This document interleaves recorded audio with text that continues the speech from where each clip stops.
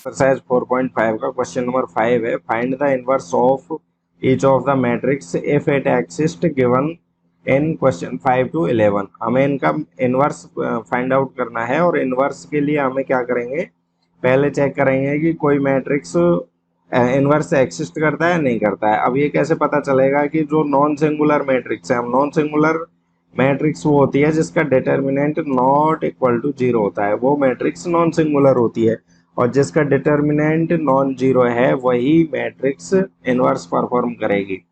क्यों inverse perform वही करेगी, देखो इनवर्स का फॉर्मूला क्या है, ए इनवर्स इक्वल टू होता है adjoint of A upon determinant of A. अब ए इनवर्स एक्सिस्ट करने के लिए क्या जरूरी है यहाँ पे कि जो डिटर्मिनेंट है, डिटर्मिनेंट इसमें कहाँ है, डिनोमिनेटर में। अब डिनोमिनेटर कभी भी जीरो नहीं होना चाहिए। अब ये जीरो हो जाएगा तो वो फिर फाइंड ही हम नहीं कर सकते हैं, ठीक है। इसलिए ये जो है डिटर्मिनेंट ऑफ ए ये नॉट इक्वल टू जीरो होना चाहिए। अब नॉट इक्वल टू जीरो होगा तो ये मैट्रिक्स नॉन सिंगुलर मैट्रिक्स हो जाएगी। तो सबसे पहले तो हम यही देखेंगे कि ये इसका डिटर्मिनेंट जीरो है या नॉन जीरो है, ठीक है। तो इसको हम मान लेते हैं, लेट ए इक्वल टू 2 -2 4 3। तो इसका हम डिटर्मिनेंट निकालते हैं।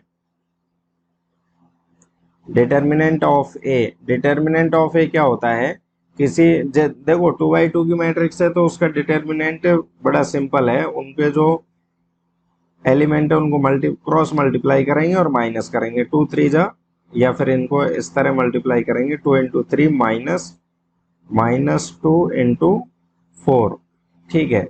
तो ये हो गया 2 3 6 माइनस एंड माइनस हो जाएगा प्लस, 4 2 जा 8 एंड इनका ऐड किया तो यह हो गया 14 नॉट इक्वल टू जीरो है। इसका मतलब जो मैट्रिक्स ए है वो नॉन सिंगुलर है और ए इनवर्स एक्सिस्ट करेगा। So matrix A is non singular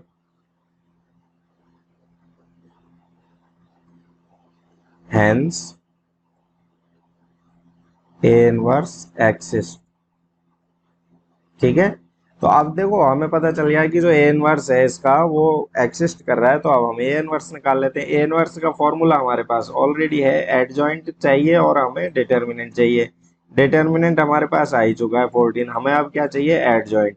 अब 2×2 की मैट्रिक्स होती है उसका जो एडजॉइंट निकालने का फॉर्मूला है वो तो बड़ा सिंपल है, हमें पता ही है। एडजॉइंट ऑफ ए क्या होता है, जो इसका डायगोनल है, मेन डायगोनल कहते हैं, तो उसके तो हम एलिमेंट्स को एक्सचेंज कर देंगे। जैसे यहाँ पे 2 है तो और यहाँ 3 है तो ये 3 आ जाएगा और ये हो जाएगा 2, ठीक है। तो ये तो एलिमेंट चेंज हो गए, और जो रिवर्स डायगोनल है उसके एलिमेंट चेंज नहीं करने, हमें एज इट इज रखने हैं, उसमें हमें साइन चेंज करने हैं।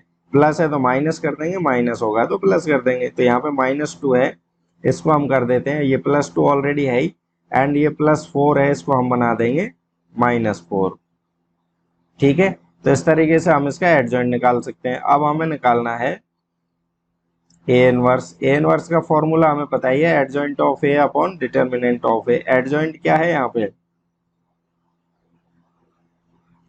3 2 -4 2 अपॉन डिटर्मिनेंट ऑफ ए है 14, तो ए इनवर्स इक्वल टू आ जाएगा 1/14, या फिर 14 से डिवाइड कर देते हैं इसको, तो ये हो जाएगा 3/14 2/14 -4/14 एंड 2/14, ठीक है। तो ये हमारा आंसर हो जाएगा। इसको चाहें तो आगे भी सॉल्व कर सकते हैं, 2 से इसको डिवाइड करेंगे, ये 1/7 एंड ये हो जाएगा 2/7। इस तरीके से हम कर सकते हैं, ये हमारा आंसर हो जाएगा। देखो एडजॉइंट निकालने का जो मेन मेथड है वो ये है कि इनके पहले कोफैक्टर निकाले जाएं, ठीक है। तो 2/2 के हम कोफैक्टर निकाल के भी इसको कर सकते हैं, उसके बाद में कोफैक्टर से एक मैट्रिक्स बनेगी, उसका जो ट्रांसपोज आएगा वो एडजॉइंट होगा। तो इससे पहले हम उन जो क्वेश्चन है उनमें उस मेथड को डिटेल में बता चुके हैं, आप प्रीवियस वीडियो जाके देख सकते हैं।